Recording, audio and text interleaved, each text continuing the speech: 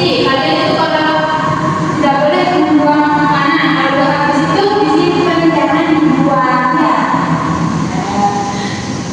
Nah, kemudian ada Al-Qudus, artinya Allah Maha Suci.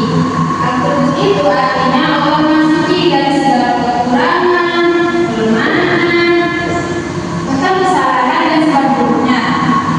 Allah itu memiliki kesempurnaan juga yang tidak bisa dimiliki oleh makhluknya atau tidak bisa didampingi oleh makhluknya.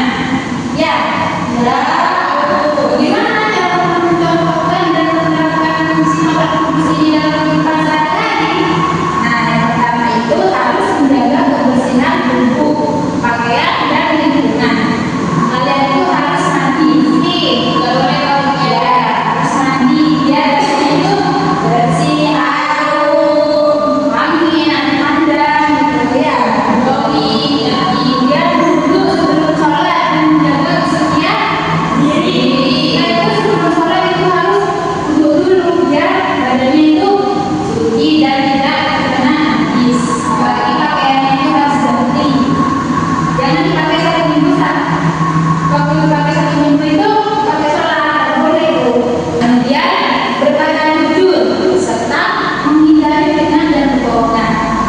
Ya, kita itu tidak boleh fitnah. Fitnah itu apa? Kejam, yang dibenci oleh Allah. Fitnah ketiga dari kata pembunuhan. Nah, itu kita tidak boleh fitnah, apalagi berbohong pada orang tua, guru, teman, sama. Iya.